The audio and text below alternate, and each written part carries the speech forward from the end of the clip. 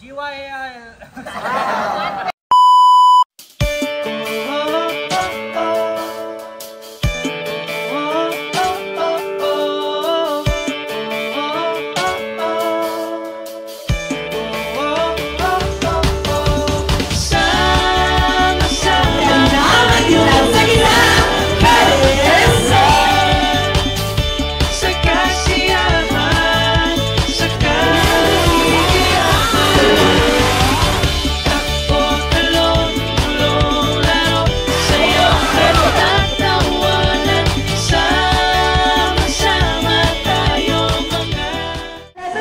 I volunteer because it's fun.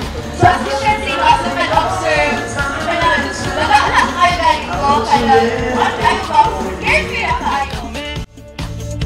Basta't wag lang manakit at mang-aaway. It was May 27, 2017 when Babaan Youth League announced that only 20 youth facilitators out of 144 aspirants. Wag lang Mga organizers, dagang salamat kang Kuya Dennis Caballero. Of course, we met a long time ago. I wish I had more time to spend with At ito si Ate Janice, ang sobrang lamig na dito pero wala pang snow. Pero sa GYL, nag-aalab ang ating puso para sa kabataan. So proud of you. Happy anniversary!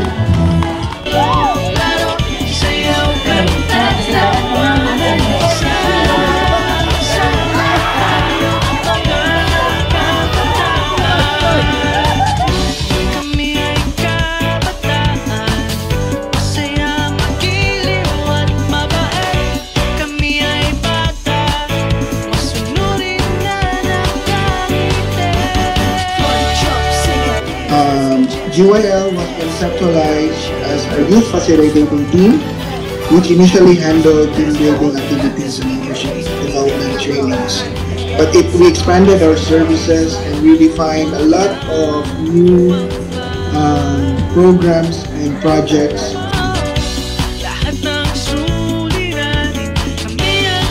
Happy na nakita ko and proud na naging effective man because nakita ko ang leadership ni Talia.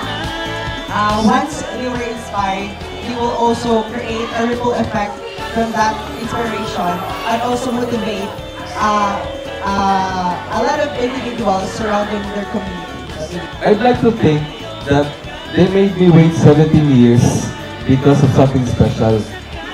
And look at me now, I'm standing in front of you, not just as a member, not just as a mentor, but as an honorary member and a mentor.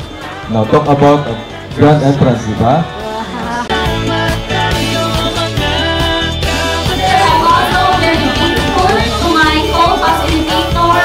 Thank you so much, and I hope everyone I will really do my best para panindigan.